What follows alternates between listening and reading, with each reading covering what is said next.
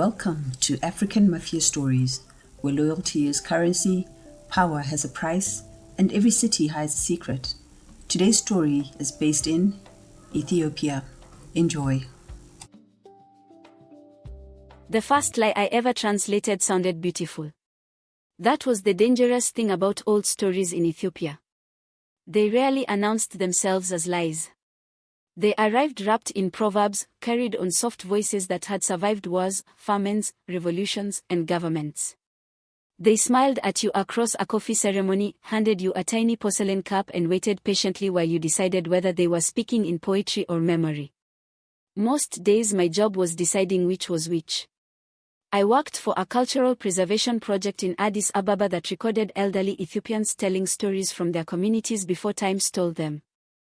My responsibility wasn't to judge whether they were true. I translated them from Amharic, Oromo, and Tigrinya into English for universities, museums, and documentary filmmakers. The stories belonged to the people who told them. I simply tried not to lose their meaning somewhere between languages. It was quieter work than people imagined. There were no dramatic discoveries or forgotten treasures waiting inside dusty boxes. There were headphones, endless recordings, and enough coffee to keep 3 cardiologists permanently employed. By lunchtime each day, I usually had 6 tabs open on my computer, 2 dictionaries within arm's reach, and a notebook filled with questions that only 80-year-old storytellers could answer. My colleagues liked to joke that translators were professional overthinkers. They weren't wrong. One misplaced word could change an entire family's history. A sentence translated too literally could erase the humor someone intended 50 years earlier. I had once spent 40 minutes deciding whether a grandmother had meant stubborn, persistent, or possessed by an exceptionally argumentative ancestor. Language refused to hurry for anyone. Neither did Addis. Outside my office window, the city moved with its own patient confidence. Blue and white minibuses squeezed through impossible gaps in traffic while street vendors balanced baskets of roasted maize and fresh bread on their heads with the sort of grace ballet instructors probably wished they could bottle. Construction cranes reached into the sky beside buildings older than my grandparents. Somewhere nearby, someone was arguing passionately about football. Somewhere else, someone else was equally convinced the first person knew absolutely nothing about football. The city had a soundtrack all its own. Car horns.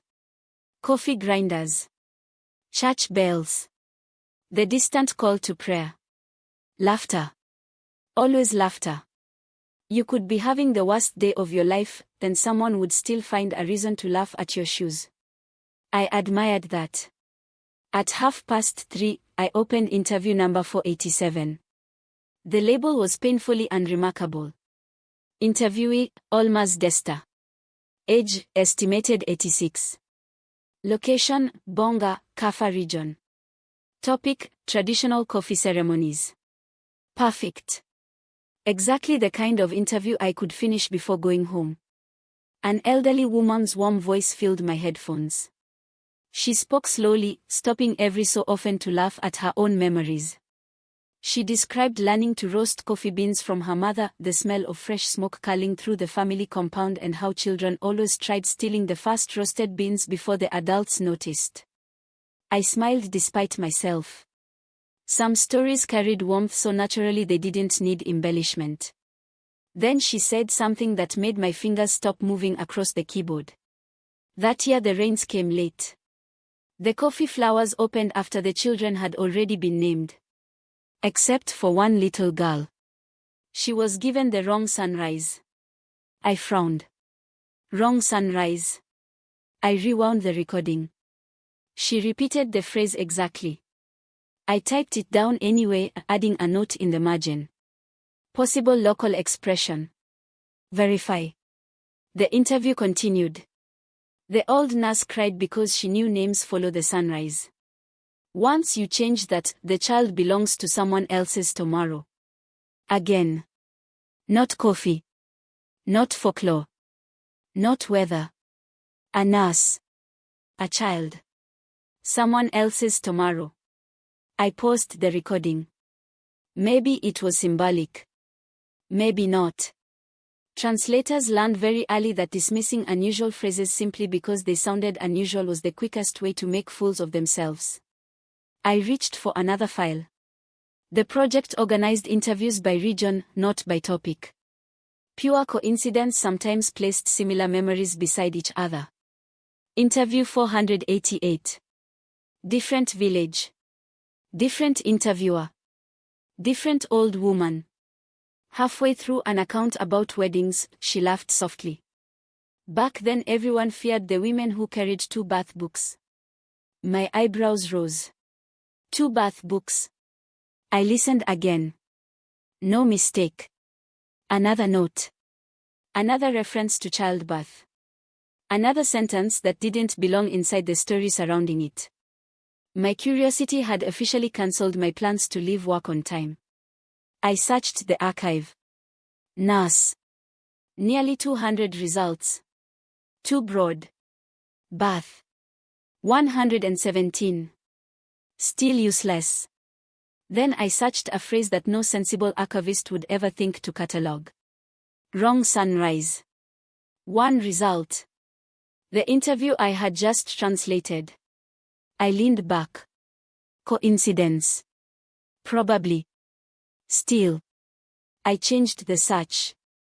Bath books. 4 results. Interesting.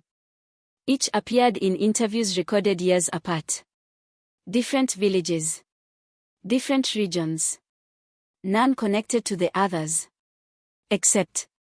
Every speaker had been born between 1935 and 1955. Old enough to remember. Old enough to have stayed silent. A knock interrupted my thoughts. You're still here. I looked up to see my supervisor, Salam, standing in the doorway with her handbag over one shoulder. You know the building closes in 20 minutes. I know. She glanced at my screen. You've got that face. What face? The one you make before creating extra work for yourself. I don't have a face. She laughed. Hana, you once spent 2 days proving that one storyteller had confused a goat with a priest. It mattered. It absolutely did not. It mattered to the goat. She stared at me for a moment before shaking her head.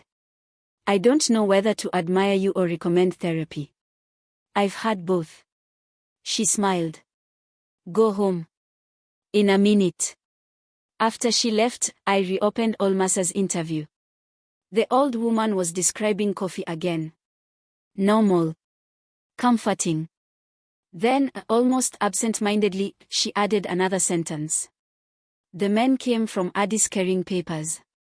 They changed babies the way merchants changed prices. Afterwards, nobody spoke about it because speaking doesn't feed children. I felt something tighten in my chest. That wasn't folklore. That wasn't metaphor. That sounded like memory. For the first time all afternoon, I noticed the date on the original recording. 23 years earlier. Olma's Desta had died 19 years ago. Nobody could ask her what she meant. I copied the timestamp into my notebook.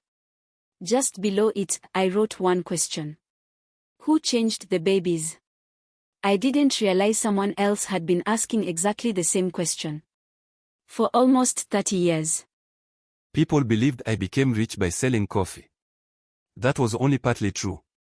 Coffee paid the bills, built the offices, bought the trucks, bribed nobody despite what my competitors whispered with remarkable confidence, and placed my name on export documents from Addis Ababa to Hamburg, Dubai, Seoul, and Chicago.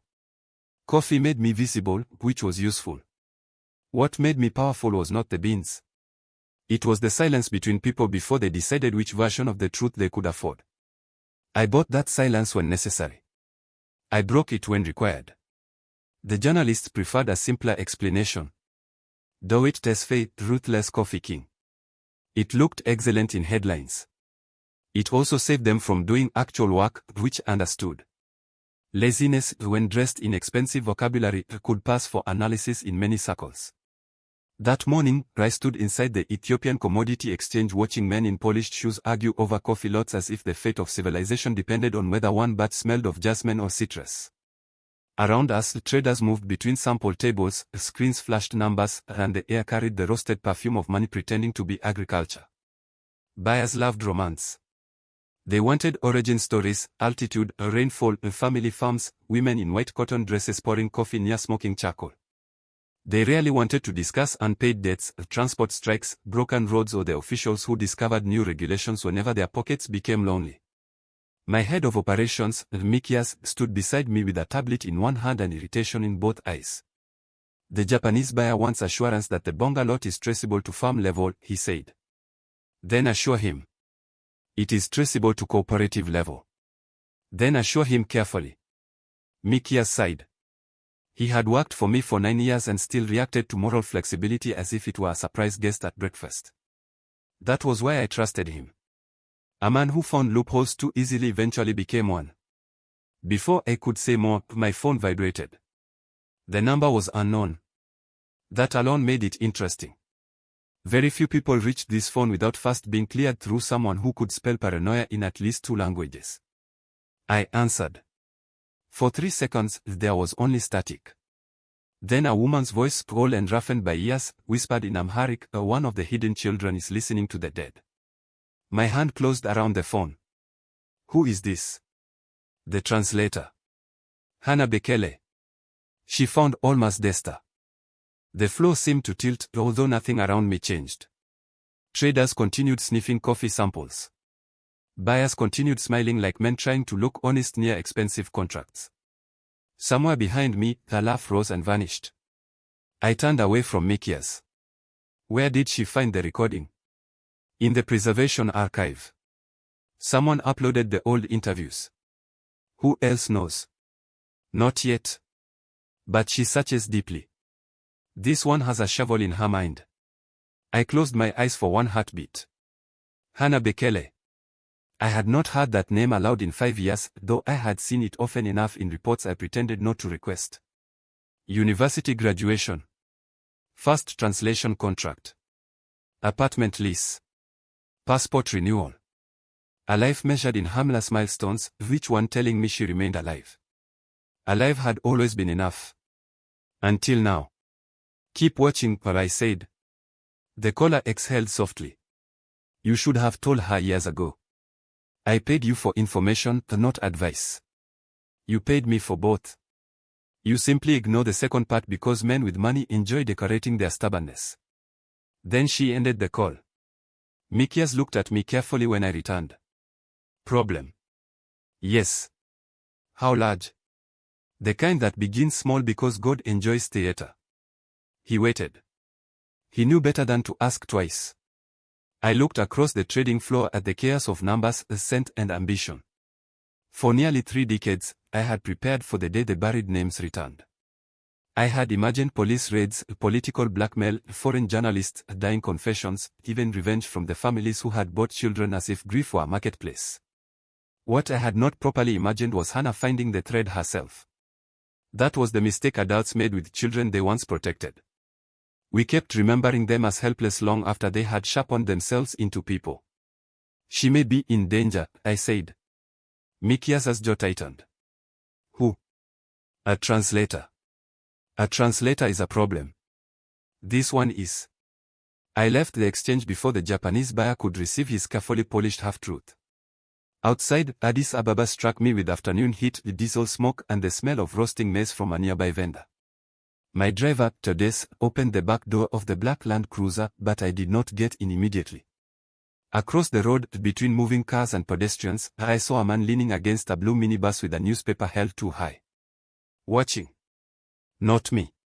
The archive building was 3 streets away. Of course. Suleiman's people had smelled movement.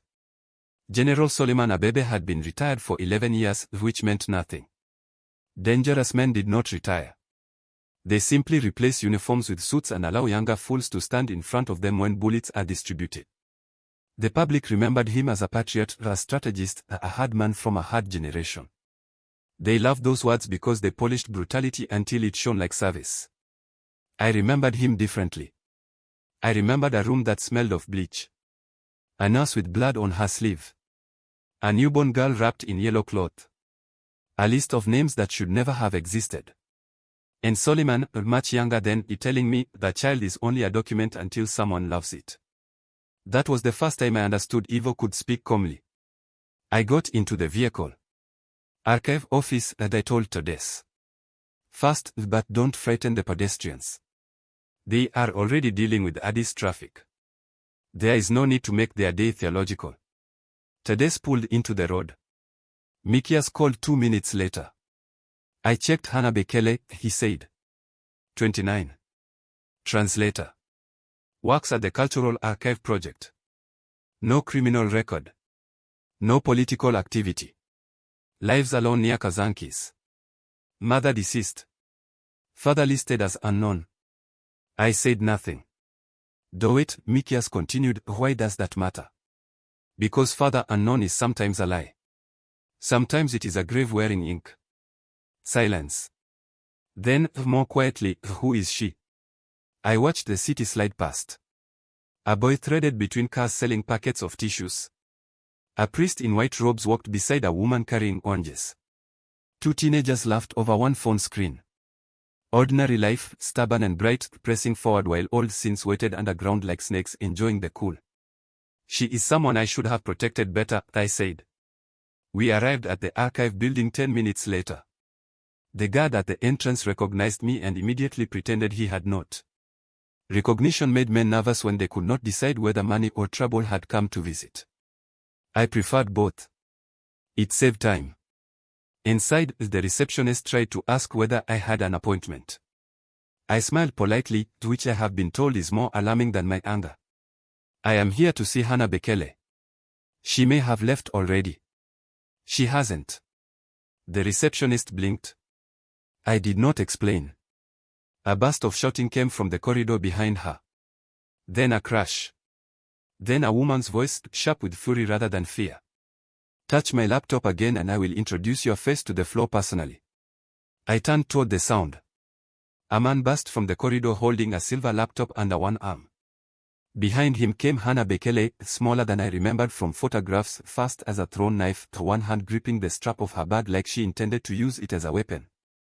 Her hair had come loose from its clip, her eyes were bright with outrage, and she looked nothing like a woman waiting to be rescued. Good. Rescue was easier when the person still had clothes. The thief reached the lobby. I stepped into his path. He saw the suit first, then my face, then the 2 security men entering behind me. His calculation took half a second. Too long. He swung the laptop at my head. I ducked, caught his wrist and drove him sideways into the reception desk hard enough to scatter brochures across the floor. He grunted. The laptop slipped. Hana caught it before it hit the tiles. For one suspended moment, she and I stared at each other. Recognition moved across her face, not warm or grateful, but startled and suspicious. You, she said.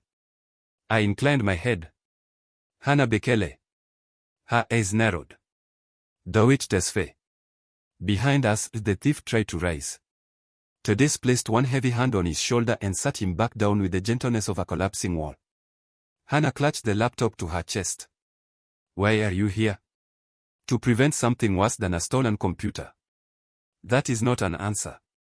No, I said. It is a beginning. She looked at the man on the floor, then at my guards, then back at me. Clever eyes. Angry eyes.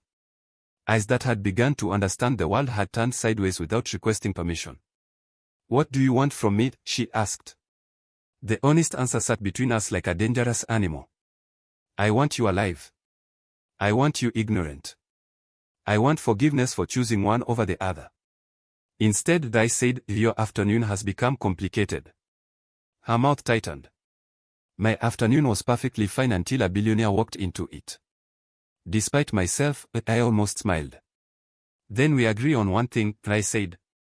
Neither of us is pleased. There are moments when your instincts begin arguing long before your brain has assembled enough evidence to participate, and mine had already reached a unanimous verdict before Dawit Tesfaye finished telling me I needed to come with him. The lobby of the archive had become unnaturally still after the struggle, that strange silence that follows violence in public places, when everyone suddenly remembers they have hands, lungs, shoes, lives to return to. The receptionist stood behind her desk with one palm pressed to her mouth, staring at the man on the floor as though he had dropped from the ceiling instead of crashing into her brochures.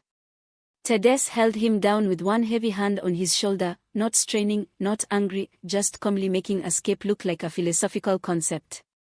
Dawit stood near me in his expensive suit, controlled and watchful, while I clutched my laptop against my chest and tried very hard not to admit that my knees had begun discussing resignation. "I appreciate the help," I said, although the words came out flat enough to insult both of us. Dawit studied me with those unnervingly steady eyes and replied that I did not mean it, which annoyed me because he was right and because rich men should not also be observant. I told him I could manage from there, and he answered with the patience of someone dealing with a child holding scissors near a curtain. "No, Hana. You can't." The use of my name made my spine stiffen. I had never met him before, not properly, and yet he said it as if he had known the shape of it for years. That was the first moment fear began to separate itself from irritation. Before I could ask how he knew so much, the thief laughed from the floor. It was not the laugh of a desperate man or a foolish one, but the small satisfied sound of someone who had not lost as badly as everyone thought. Blood touched his lower lip where Dawit had introduced him to furniture, and yet he smiled at me with a confidence that made my stomach tighten. "I wasn't supposed to keep it," he said. "I was supposed to delete it." The lobby seemed to shrink around those words.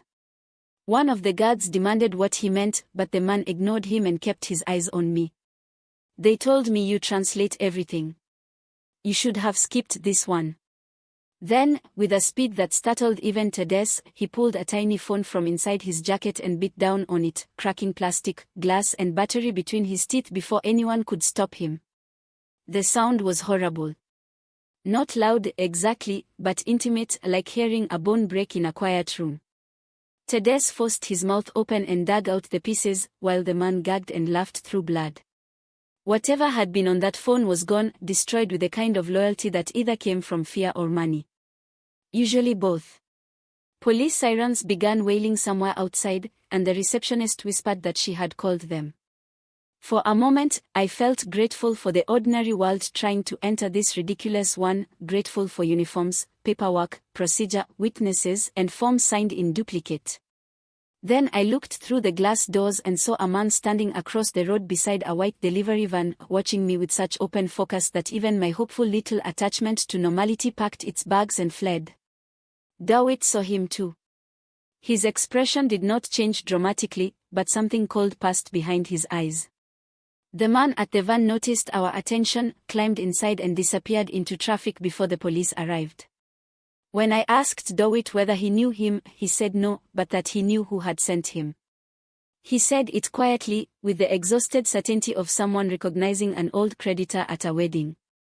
I wanted to demand answers, but the police came in then, filling the lobby with questions, radios, notebooks, and the particular official tone people use when they would like reality to behave itself. I told them someone had tried to steal my laptop, that I did not know the suspect, that Dawit had intervened, and that no, I had no idea why a famous coffee exporter had appeared at my workplace like a well-dressed omen.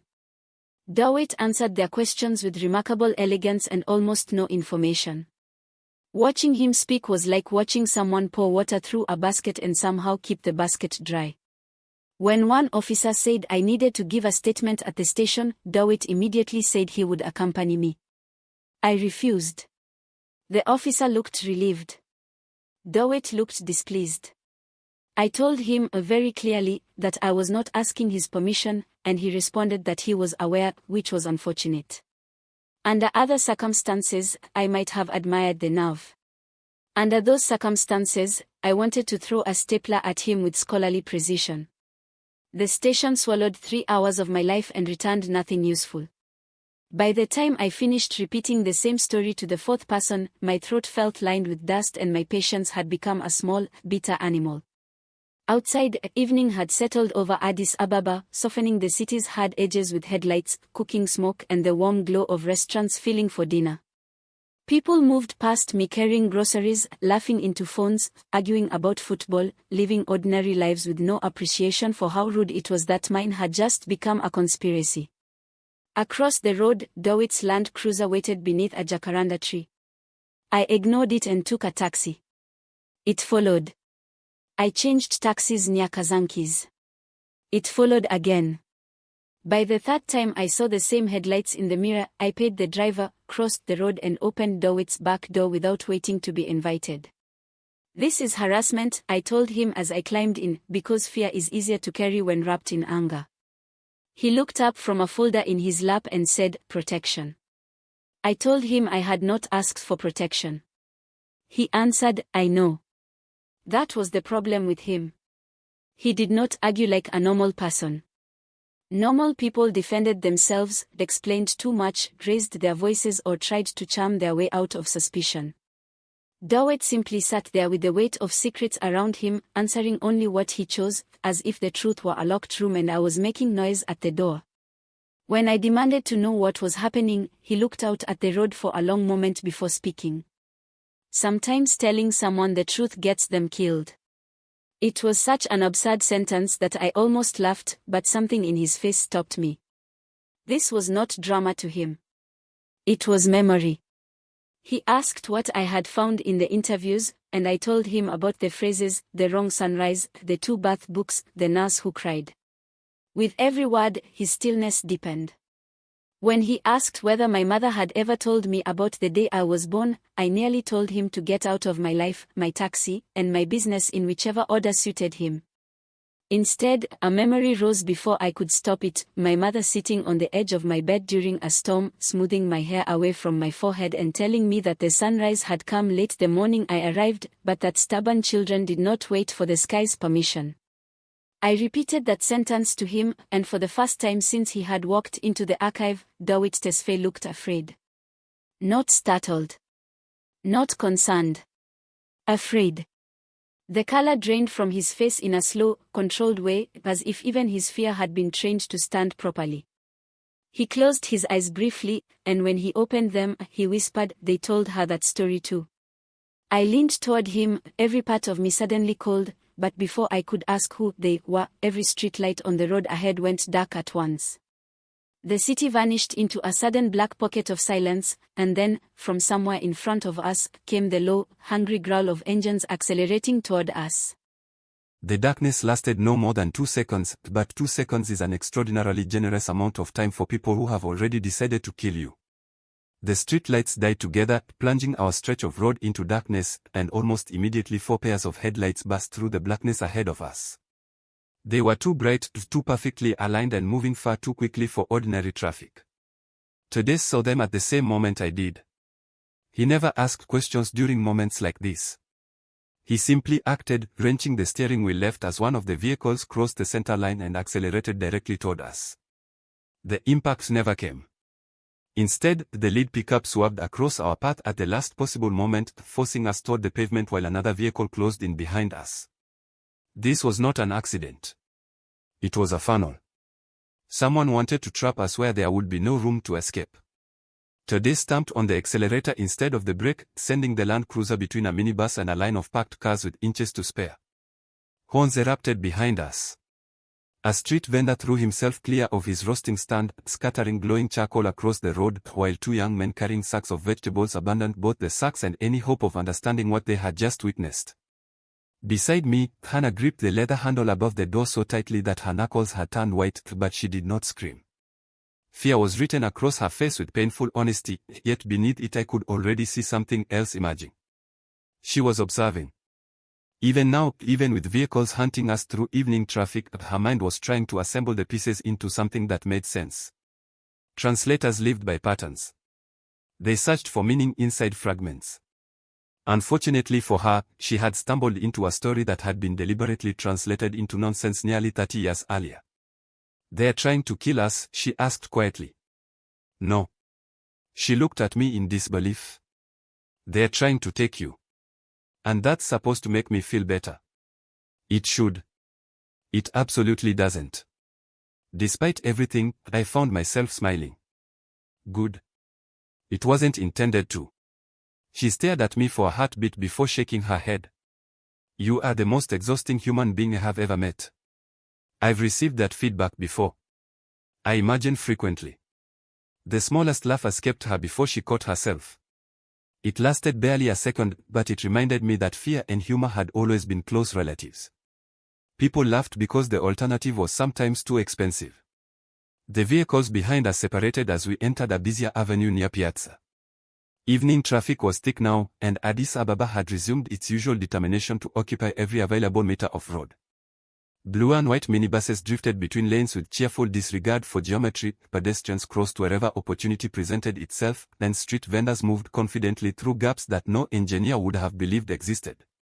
To anyone unfamiliar with the city, it looked like chaos. To Tades, it looked like home. "Hold on," he said calmly. He cut through a side street so narrow that both mirrors almost scraped the walls, emerged behind a line of taxis and disappeared into the flow before the pursuing vehicles could react. One overshot the junction entirely. Another tried to follow but became trapped behind a delivery truck unloading crates of bottled water. The third vanished from my mirrors altogether. "Did we lose them?" Hana asked. "For now." Her breathing slowed, but only slightly. "You said, 'for now,' with remarkable confidence." "I've had practice." I am beginning to dislike that phrase. So am I. We crossed Mescal Square, where workers were dismantling temporary stages left over from a public event earlier that week. Bright floodlights illuminated sections of the enormous open space while other areas remained in shadow, giving the whole place the appearance of a theater after the audience had gone home. Tades took another unexpected turn and finally pulled into the courtyard of a modest coffee roasting cooperative hidden behind a row of warehouses converted into workshops decades earlier. The building was unremarkable, which was precisely why I owned it through 3 different companies whose names even I occasionally forgot. Hana looked at the faded sign above the entrance. "A coffee cooperative?" "It genuinely is. And you brought me here because nobody thinks to look for me where I'm supposed to be." She considered that. "That's annoyingly clever." "I try." "You succeed far more often than is healthy." Inside, the warm scent of freshly roasted coffee wrapped around us almost immediately. Several workers looked up from sorting bins before recognizing me. None appeared surprised to see me arrive unannounced. They simply nodded and returned to their work. Trust is often measured not by the questions people ask, but by the ones they don't. An elderly woman emerged from the back carrying a tray with 3 tiny porcelain cups balanced effortlessly in one hand. Her silver hair was wrapped beneath a traditional white netela, and her eyes settled fast on me before moving to Hana with quiet curiosity. "You've brought trouble," she said. "I usually do. I was hoping age would improve your judgment." "It has." She smiled. "That is disappointing." Hana looked between us. "You two rehearsed this." "We've had 30 years," the old woman replied. "One eventually develops standards." She placed the coffee on a low table before disappearing again without another question. Hana waited until we were alone. "You still haven't explained anything." "I know." "No. You're going to explain it now." Her voice had changed. There was no panic left in it, only determination. Whatever had frightened her on the road had hardened into resolve. She had crossed an invisible line, and there would be no leading her gently away from it. I sat opposite her and wrapped my hands around the warm cup, more for the comfort of the heat than the coffee itself. "Do you know why oral history matters?" I asked. She frowned. "You're changing the subject." "No." She sighed. "It matters because people remember things that official records forget. Or erase." She nodded slowly. "Sometimes." I met her eyes. "What if I told you there was a period in Ethiopia when official records became more dangerous than guns?" She didn't answer. "What if birth certificates, hospital registers and adoption papers became tools instead of records? What if children could disappear without ever leaving the country simply because someone decided another family needed a different story?" The room seemed to grow quieter. Outside, I could hear beans being poured into metal trays, the soft scrape of burlap sacks across concrete and the distant hum of evening traffic beyond the walls. "Hana," I said carefully, "have you ever seen your original birth certificate?" She opened her mouth, closed it again, then frowned. "I don't know." "You've never wondered?" "My mother handled everything. And after she died, I never needed it." I nodded. That's exactly what they counted on. She stared at me for a long time without speaking. I could almost see her memory turning over old conversations, forgotten documents, and small inconsistencies that had once seemed too insignificant to question. Finally she whispered, "Who are they?" Before I could answer, the elderly woman returned. Only this time she wasn't carrying coffee. She was carrying an old photograph. Without saying a word, she placed it gently on the table between us. It showed 6 maternity nurses standing outside a provincial hospital in 1997. 5 of them were smiling. The 6th was looking directly into the camera. And Hannah's face looked back at us from the nurse's arms. She couldn't have been more than a few hours old. For a long time, I simply stared at the photograph because my mind refused to decide whether it was looking at proof or coincidence. Old photographs have a way of making strangers resemble people you know. A certain tilt of the head, the shape of a smile, or the angle of the light can convince you that memory has found you when it has merely borrowed a familiar face. I wanted desperately to believe that was all this was. I wanted the baby in the nurse's arms to be someone else's child, someone else's impossible problem. Instead, the longer I looked, the more details arranged themselves into something undeniable. The blanket wrapped around the infant carried the same blue embroidery my mother had preserved in a cedar chest for years. I had traced those tiny stitched flowers with my fingers as a little girl while listening to her tell me stories about family members I would never meet. She had always called it my first blanket. Until that moment, I had never questioned how she had come to own it. My fingers hesitated over the edge of the photograph without touching it. Paper that old deserved respect, but I suspected I was really protecting myself. If I picked it up, the image would become real. If I left it on the table, perhaps there was still room for denial. "Where did you get this?" I asked quietly. The elderly woman lowered herself into the chair beside us with the careful movements of someone whose joints reminded her daily that time always collected its debts. "I kept it," she replied. "Not because I understood what it would mean one day, but because I could never bring myself to throw it away." She introduced herself as Sister Mata, though she laughed softly before adding that nobody had called her sister for years. She had worked as a maternity nurse in Western Ethiopia for most of her adult life before retiring to help run the cooperative's coffee ceremonies. It sounded like an ordinary life, and perhaps it would have remained one had history not wandered into her delivery ward wearing polished shoes. "I've been waiting a very long time to meet you," she said. I looked from her to Dawit. "You both keep saying things that make absolutely no sense." "I know," Dawit answered. I sighed loudly enough to make both of them glance at me. "If you say 'I know' one more time, I may become the first translator in Ethiopian history to commit homicide with a coffee cup." To my surprise, Sister Mata laughed so hard she had to wipe tears from the corners of her eyes. "Oh, she's exactly like her mother." The room became still. "My mother?" I asked. "Not the woman who raised you." Every muscle in my body tightened. "There it is," I whispered. The sentence I've been afraid someone would eventually say. Nobody rushed to fill the silence. Outside, I could hear workers turning coffee beans with wooden paddles, their rhythmic scraping rising and falling like slow breathing. The smell of roasting beans drifted through the open doorway, warm and familiar, and I found myself resenting it. The world had no business smelling so comforting while mine quietly came apart. Sister Mata folded her hands in her lap before speaking again. "The woman who raised you loved you beyond question. Whatever else you learn tonight, never allow anyone to take that from you. Love is not diminished because it arrives through unexpected roads." I swallowed hard. My mother, she never treated me differently. "I know. She stayed with me every night when I had malaria." Sister Mata nodded. "She walked to school with me until I was old enough to complain that she was embarrassing."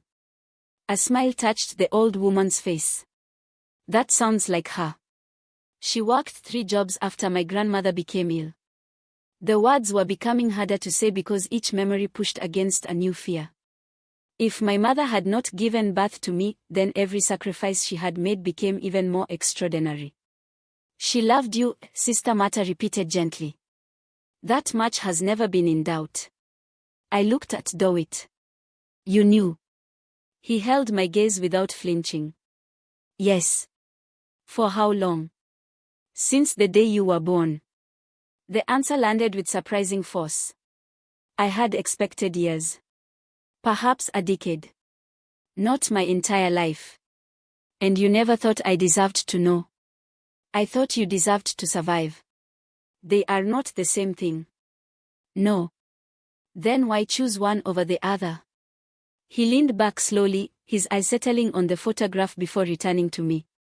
For the first time since meeting him, the confidence people wrote newspaper articles about seemed to recede, revealing something far older beneath it. Because I watched what happened to the families who asked questions. The room remained silent. When I was 24, he continued, I worked as a logistics officer attached to a government security task force. Officially, we were transporting medical supplies to provincial hospitals. Unofficially. He stopped for a moment, searching for words that had clearly spent years resisting daylight. Unofficially, I began noticing that certain hospital records never matched the number of children actually born. I frowned. What do you mean? I mean 2 babies could leave the same hospital carrying the same identity. Or one child could disappear from every register while another appeared with a different mother listed. At first I assumed it was incompetence. Rural clinics were overwhelmed. Records were handwritten. Mistakes happened. But they weren't mistakes. No.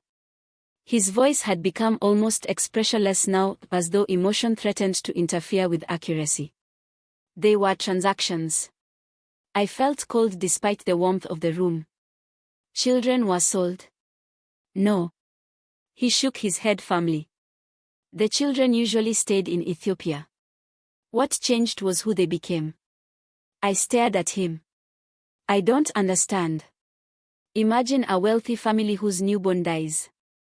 Imagine another family desperate for money, protection, or simply frightened into silence. Now imagine someone powerful enough to erase one birth and rewrite another. The picture formed slowly. Too slowly. You're saying. I'm saying identities were traded.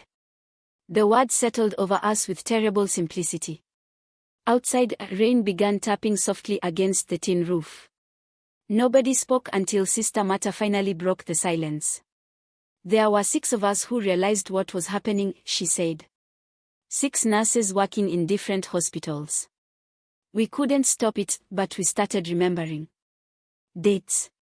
Faces. Mothers' names. Tiny details nobody thought important because they weren't written down. The interviews, I whispered. She nodded. We grew old.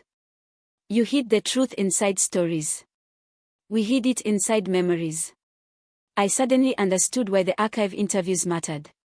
Those elderly women had not been reminiscing. They had been preserving evidence in the only place nobody thought to search, ordinary conversation. My heart began racing again. If there were 6 nurses. There were. How many are still alive? Sister Mata looked down at the photograph. Until last month. She held up 3 fingers. Now. She lowered one. Only 2. The words had barely left her mouth when someone outside began pounding frantically on the front door of the cooperative. Not knocking. Pounding. One of the workers hurried toward it, but Dawit was already on his feet. Wait. The pounding came again, louder this time. Then a terrified voice shouted through the wood. They've burned Mata's house. Everyone in the room froze. They're looking for the old women. The young man who burst through the doorway looked as though he had outrun the fire itself. His chest rose and fell in violent rhythm, a soot streaked one side of his face, and the cuffs of his trousers were blackened with ash. He could not have been more than 20, one of the cooperative's delivery riders if memory served me correctly, but whatever boyish confidence he had carried into the evening had been burned away somewhere between the flames and our door. They poured fuel through the windows, he gasped, bending forward with both hands on his knees. By the time the neighbors reached the house, the whole roof was burning. Sister Mata did not cry out. She did not ask whether anything could be saved, Instead, she closed her eyes for a brief moment, almost as though she had been expecting this visit for years and was simply disappointed that it had finally arrived. When she looked at me again, there was no fear in her expression, only the weary recognition of someone who understood that the past had finally caught up with the present. "They've realized one of us has spoken," she said quietly. "No," I replied. "They've realized someone has started listening."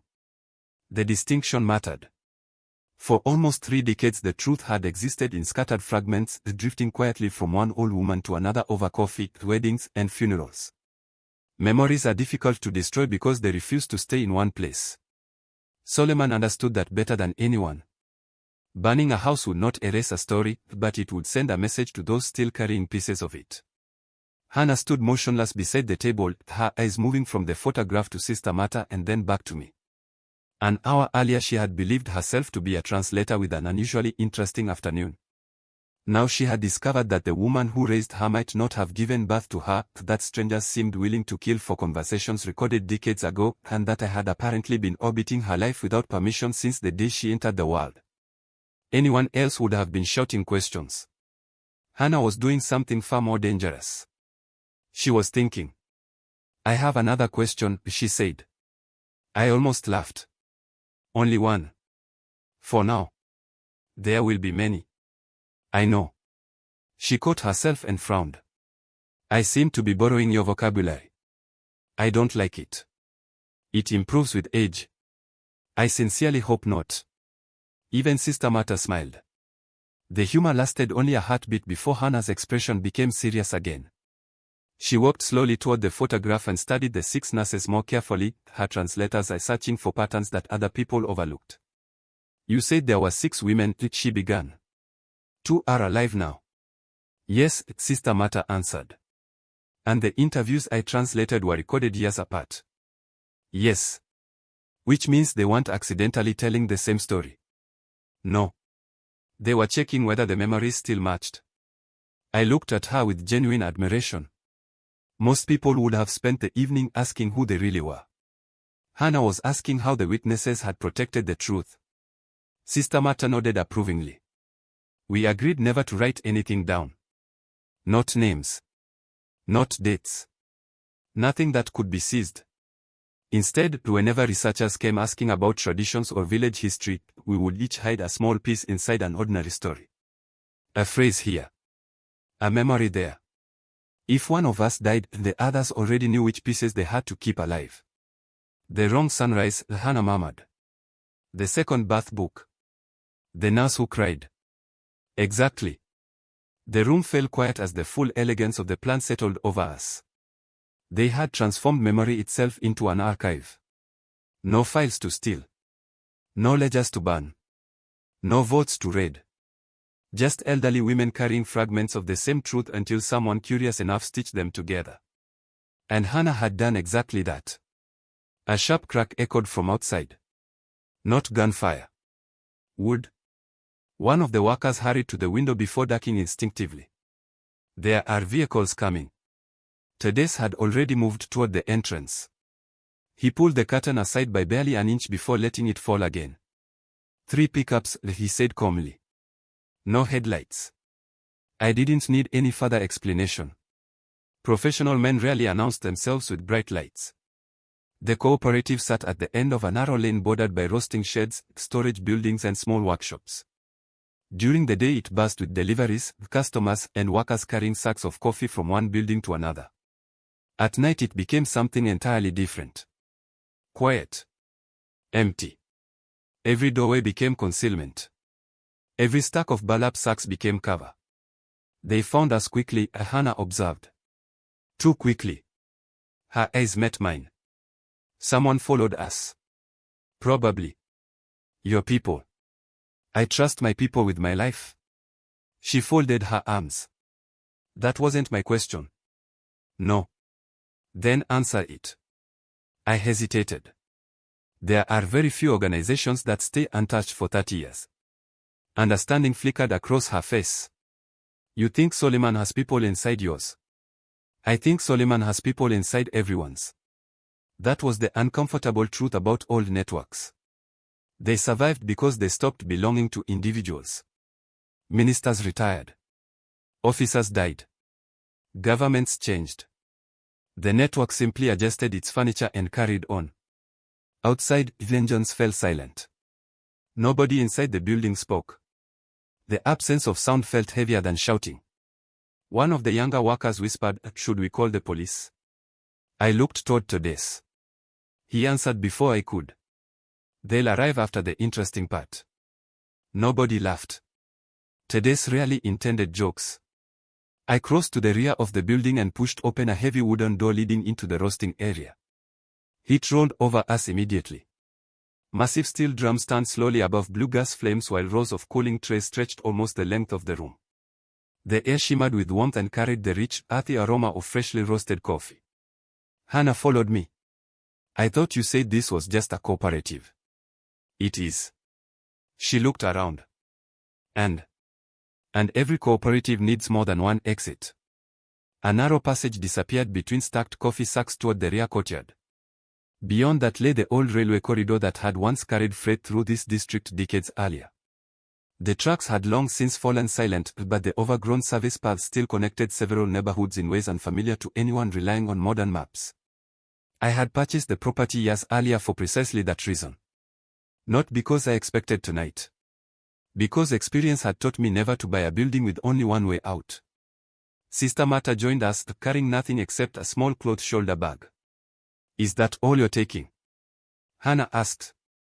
The old nurse smiled gently. "My dear, when you reach my age you learn that memories were far more than possessions." I watched Hana absorb those words. She was changing. Not dramatically. People rarely transformed overnight. But every answer she received rearranged another piece of the world she thought she understood. The pounding came without warning.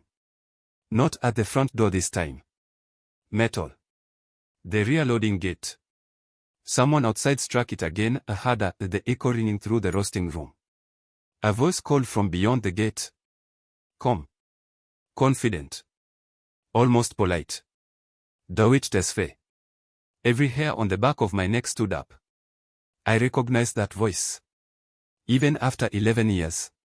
"I know you're inside." The workers looked at me. Hana looked at me. Slowly, I closed my eyes. General Suleiman Abebe had not sent his men. General Suleiman Abebe had come himself. There are voices that seem to belong more to memory than to people. You hear them once, and years later they return with every detail intact, carrying the same weight, the same cadence, the same strange certainty that they have entered the room before the person has. I had never met General Suleiman Abebe, yet the moment his voice drifted through the steel loading gate, calm enough to sound almost courteous, every instinct I possessed told me that this was the man around whom the rest of the story had been orbiting. Nobody inside the roasting room moved. The rotating drums continued their steady rhythm, the cooling fans hummed without concern for human drama, and somewhere beyond the walls the evening rain had begun falling harder, drumming softly on corrugated roofs. The ordinary sounds only made the silence between us more unsettling. Dawit did not look frightened. That surprised me. He looked tired. It was the face of a man who had spent years hoping never to have this conversation and had finally accepted that hope had run out. The voice came again, slightly louder but no less controlled. "Dawit, we've known each other too long for games. Open the gate." I looked at him. "You're not actually considering it, are you?" He gave a slow shake of his head. "No." "Good. He isn't asking because he expects me to agree." "Then why ask?" "Because he's measuring how much time he has before we leave." The answer settled heavily over me. Even now, even with armed men surrounding the building, they were still playing chess while the rest of us were trying to understand the rules. Sister Martha rested one hand lightly against my arm. "There is something you should know before we go." I turned toward her. She looked not at me but at the old photograph still resting on the wooden table. Time had faded the edges, but the 6 women remained frozen in that single afternoon outside the maternity ward, smiling at a future none of them could have imagined. "We made one mistake," she said quietly. I frowned. "I thought you never wrote anything down." "We didn't." "Then what mistake?" She drew a slow breath. We trusted one person. The words hung in the warm air. There was a doctor, she continued. Young. Clever. Kind to everyone. He realized what was happening before we did, and he began helping us quietly. When records disappeared, he remembered them. When mothers were threatened, he warned them. We believed he was one of us. What happened? He vanished. When? The same week you were born. I felt my pulse quicken. Nobody. She shook her head. Nothing. Dawit answered before I could ask another question. Suleiman found him. You know that? I know because I was there the day they arrested him. I stared at him. You watched. I tried to stop it. You failed. Yes. The honesty in that single word carried more weight than any explanation could have. Outside, another knock echoed across the loading gate. Still calm. Still patient. Hana Bekele, Suleiman called. Every head in the room turned toward me. I know you're inside as well. A chill spread slowly through my chest. I have no quarrel with you. Dawit gave a humorless smile. That's how he begins. The voice continued. You've been asking questions that deserve answers. I can give them to you. I looked toward the gate. He knows my name. He has known your name since before you learned to write it. Something inside me shifted. Fear remained, but curiosity had begun challenging it. I hated unanswered questions with the quiet obsession of someone whose profession depended on precision. Every untranslated phrase, every incomplete sentence, every missing page lingered in my thoughts until I found its meaning. Now I was standing in the middle of the largest unanswered question of my life. What if he's telling the truth? Dawit looked at me sharply. He will. What? He'll tell you almost nothing, but it will all be true. I don't understand. He lies by omission. He always has. That sentence felt strangely familiar. So do you. For the first time since we had met, Dawit had no reply. The silence between us said enough. Before either of us could speak again, Sister Mata reached into her cloth bag and removed a small wooden coffee box polished smooth by decades of careful hands. She placed it gently on the table. I think it's time. Dawit's expression changed immediately. I told you to destroy it. I know. You promised. I lied. He almost smiled despite himself. You've become very disobedient. I reached 82. One earns the right. She lifted the lid. Inside lay 6 small coffee beans. Nothing more. I frowned. That's it. They're not ordinary beans. They look extraordinarily ordinary. Exactly. She picked one up carefully. Each of us carried one. I still didn't understand. They are marked, Dawit said quietly. I leaned closer. Only then did I notice it. Each bean carried an almost invisible scratch. Not random. Deliberate. Tiny symbols carved into their surface. Letters. Numbers. Dates. They are codes, I whispered. Sister Mata nodded. When we realized written records would disappear, we divided everything we knew into 6 parts. Each nurse memorized one part and carved only a reference onto her coffee bean. I looked up. So the beans don't contain the information. They tell us where each memory begins. My translator's mind immediately grasped the brilliance of it. No outsider would ever suspect 6 ordinary coffee beans. Even if someone found them, they meant nothing without the women who had memorized the corresponding stories. The interviews, I said. The interviews helped you find us. The beans help you understand us. I looked back inside the box. There were only 2 beans remaining. The others. Their owners had died. Outside, Suleiman spoke again. His tone remained almost conversational. Mata.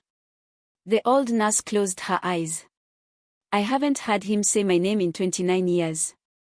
You don't have to answer, I said. She smiled sadly. My dear, silence has protected us for 3 decades. She closed the lid of the coffee box. It is someone else's turn now. A sudden crash echoed from the front of the building. Not the loading gate. Glass. Workers shouted. Another crash followed. Tedes looked toward me and Dawit. They've come through the offices. Dawit turned immediately. We leave now. We hurried into the narrow railway passage behind the roasting room as the first footsteps echoed through the cooperative. The old service path was barely wide enough for 2 people to walk side by side, its cracked stones disappearing beneath tall grass and climbing vines. Rusted rails emerged here and there like old bones beneath the earth, reminders of trains that had not passed this way in decades. Rain had turned the ground slick, and the smell of wet soil mixed with roasted coffee drifting from the building behind us. We had covered perhaps 50 meters when Sister Marta stopped. Not stumbled. Stopped. She looked back toward the cooperative. No, she said softly. Dawit turned. Marta. They are here for me. We are all leaving. If I run. She smiled gently. They'll never stop chasing you. Before either of us could react, she pressed the wooden coffee box into my hands. Then she stepped away from the path. And began walking back toward the lights of the roasting cooperative alone. For one impossible second, nobody moved. The rain continued falling with quiet determination, dripping from eucalyptus branches onto the abandoned railway line as though the world had decided that gravity remained a higher priority than human tragedy. Sister Marta walked with neither haste nor hesitation, the small white shawl over her shoulders glowing faintly beneath the security light spilling from the cooperative. She did not look like a woman surrendering. She looked like someone returning a library book after keeping it safely for far longer than anyone expected. Marta. I called. She lifted one hand without turning around. It was not a farewell. It was an instruction. Stay where you are. I had seen that gesture once before, 29 years earlier, inside a maternity ward that smelled of antiseptic and fear.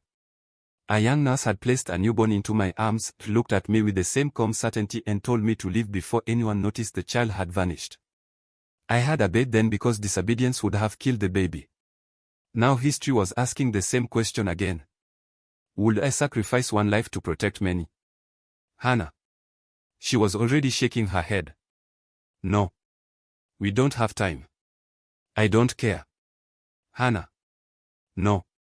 She turned to face me fully, rain collecting in loose strands of hair that had escaped their clip during the chase through the city. Her face was pale with exhaustion, yet her eyes carried the same fierce intelligence I had noticed the moment she challenged a man twice her size over a stolen laptop. I'm done, she said quietly. Done with what? People deciding for me. The words struck harder than any accusation. My entire life, everyone has apparently been making choices they believed were in my best interests. My mother kept secrets because she loved me. You kept secrets because you wanted to protect me. Marta kept secrets because she thought the truth had to survive. Maybe every one of you was right. She drew a slow breath. But nobody ever asked me what I was willing to risk. The railway corridor became very still. Even Tedes looked away. Because she was right.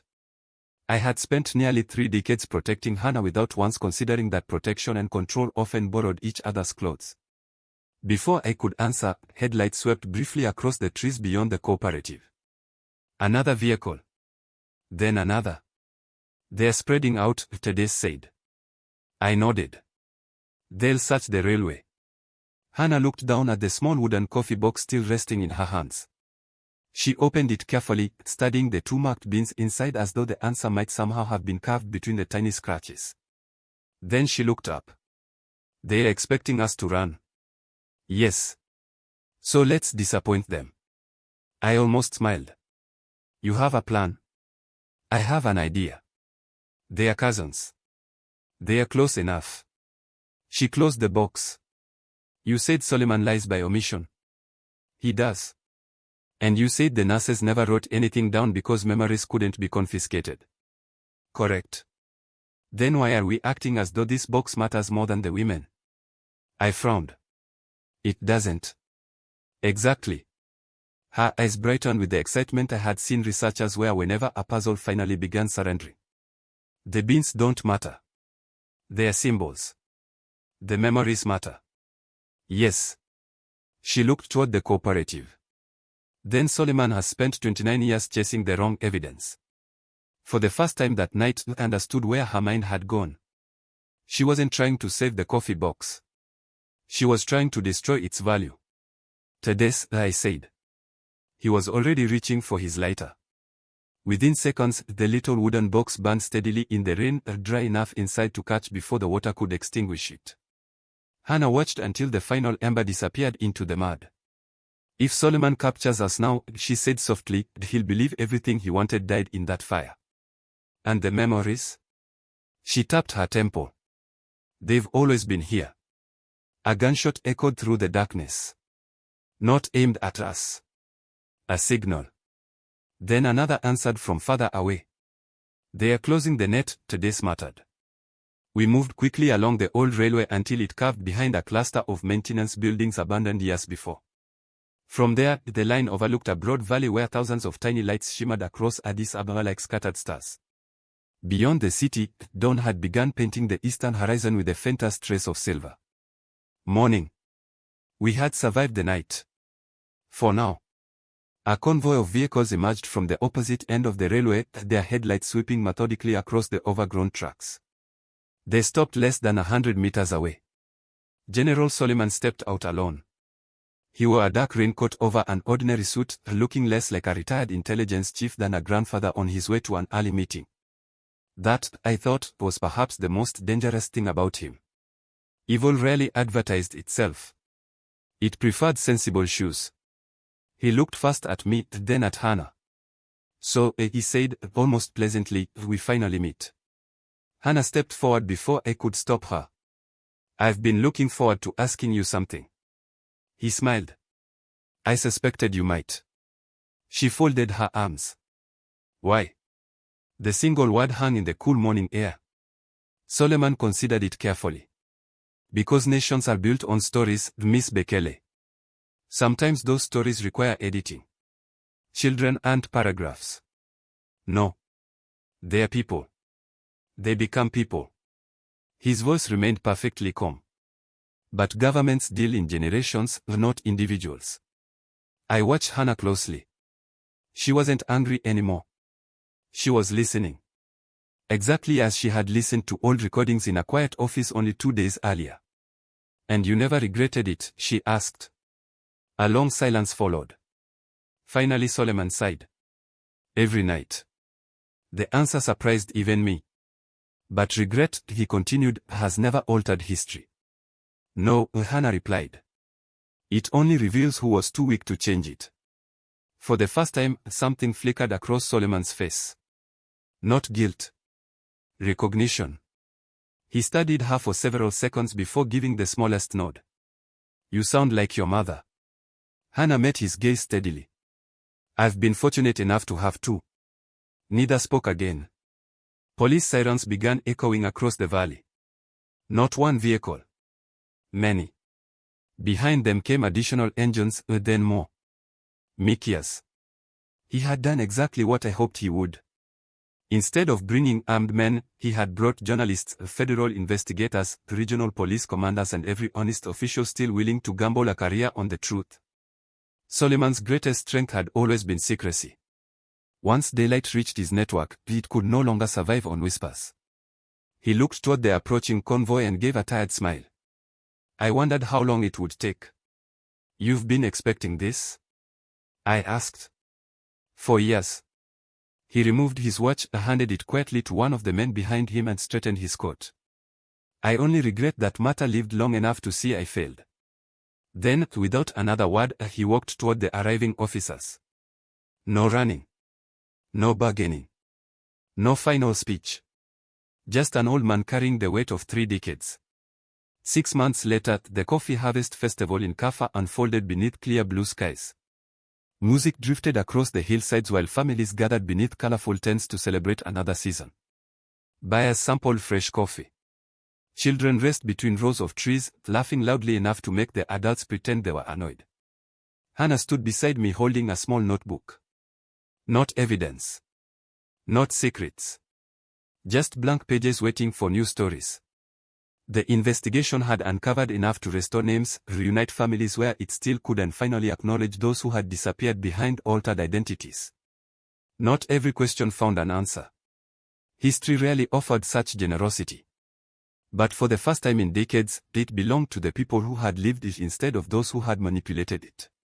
You know, Hana said, looking across the coffee trees, I spent years believing translation meant moving words from one language into another. And now? She smiled. Sometimes it means giving people their own lives back. I laughed quietly. That sounds like something worth translating. She slipped her hand into mine with such natural ease that it felt less like the beginning of something than the recognition of something that had been patiently growing beneath the surface all along. Above us, the first coffee pickers began singing as they worked. For the first time in nearly 30 years, the sunrise belonged to no one except the people standing beneath it. Thank you for listening. Tell me, which African country would you like the next Mafia story to be based in, and why? Drop your answers in the comments and I will take it from there. If you enjoyed the story, like, share, subscribe. Because somewhere in Africa, another story is already unfolding.